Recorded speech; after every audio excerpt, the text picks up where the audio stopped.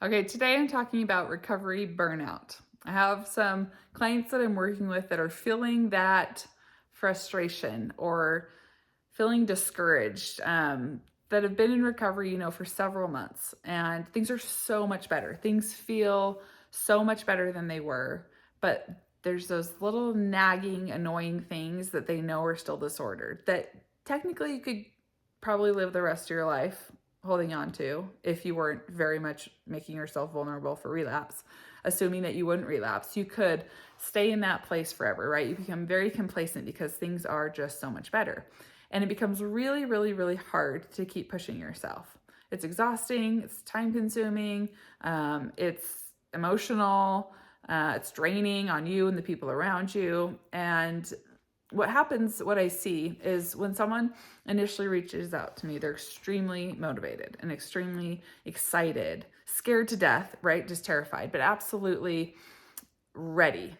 Just not essentially ready, like, yeah, I know exactly what I need to do, but just know they have to change. They know they have to make changes, is what I'm saying. And they feel really motivated to do that.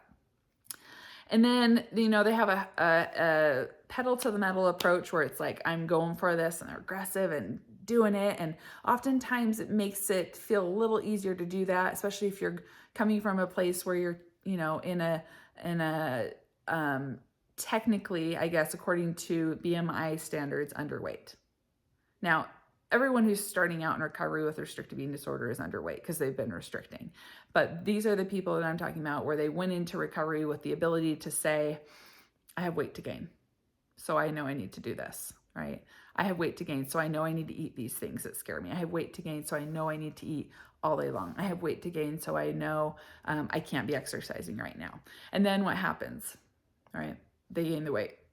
And then all of a sudden, all this permission starts to fizzle, right? And it's not like a blatant, like, oh, okay, now I'm going to go back to restriction. It's just like a very subtle, do I really need the pizza though? Like, I did that at the beginning. Do I really?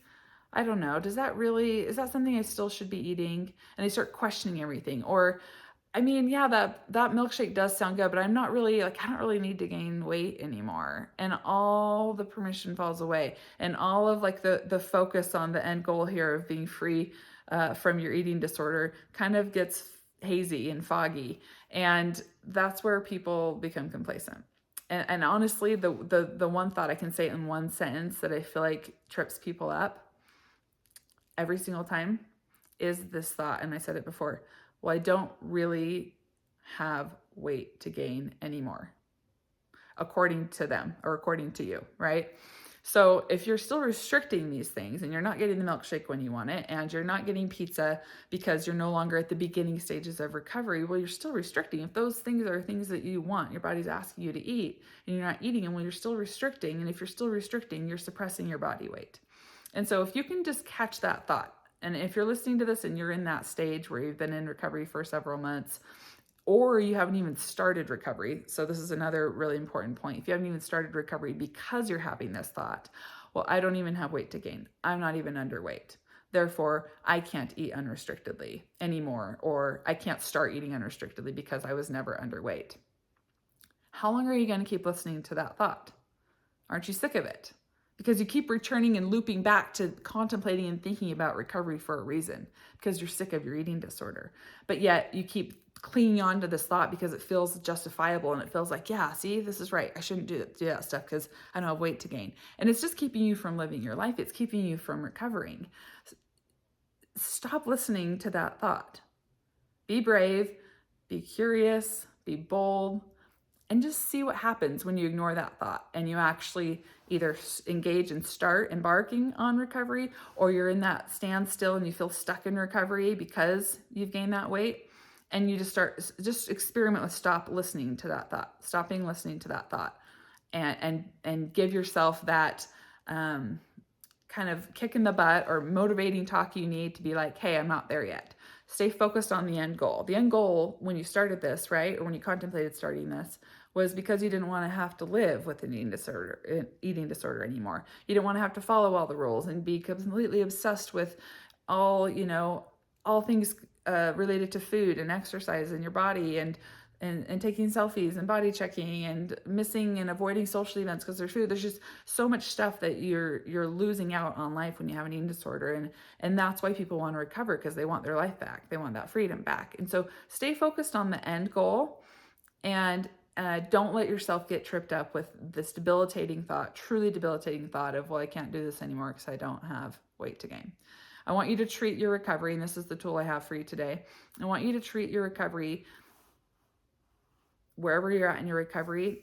Think back to that day one, that day when you're like, I'm going for it. You know how I get messages all the time and they make me so happy. And if you haven't sent me a message, please send me one telling me that you decided to truly commit to recovery. I'll get messages where it's like, I've been in for 2 weeks and I'm doing it. And oh my gosh, I can't believe I'm really going for it. And they're proud of themselves and it's exciting and they feel hopeful again. I absolutely love getting messages like that. So seriously, if you've had that experience, please send it to me.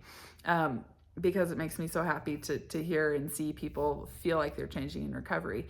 But I want you to kind of, if you can like capture that feeling, go back and reflect on that feeling of that first day, then ask yourself, have you had that feeling lately of excitement, motivation, and almost like euphoria, like, whoa, I am challenging things like left and right, and this is so crazy.